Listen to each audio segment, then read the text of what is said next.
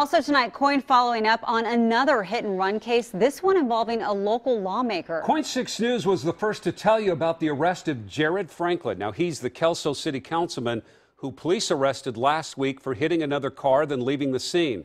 Well, police say he was driving with a suspended license and without insurance, but we found out much bigger crimes Franklin did time for in the past. So, how did he even get on the ballot? How was he even elected? And Chris Woodard has his KOIN 6 follow-up. 3 days after the KOIN 6 story aired, Franklin is still a sitting member of the Kelso City Council. But it left us with a lot of questions about what voters have a right to know and who's looking out for them. Was everything done above board? Absolutely. From what I understand, his voting rights were restored. Jared Franklin legally ran for office, legally won, and legally makes decisions for thousands of people who live in Kelso.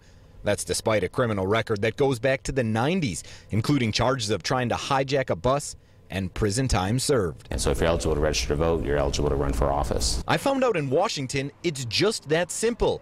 If you're not currently under the supervision of the State Department of Corrections, you can register to vote and run for office. Is there anything like a background check that's done on candidates?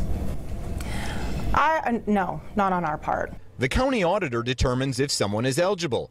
I asked her about Franklin's extensive criminal history. Do people deserve the right to know that kind of thing?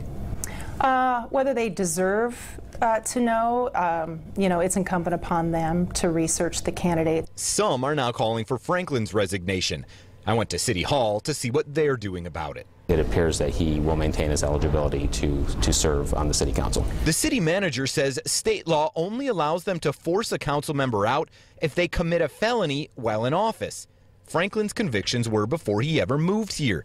City charter does allow fellow council members to boot someone from office if they are convicted of a crime that is considered contradictive to community standards of justice, honesty, or morals.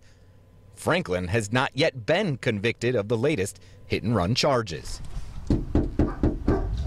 Today, Franklin did not return calls, emails, or answer the door at his home when we showed up to ask if he plans to stay in office. In Kelso, Chris Woodard, KOIN 6 News.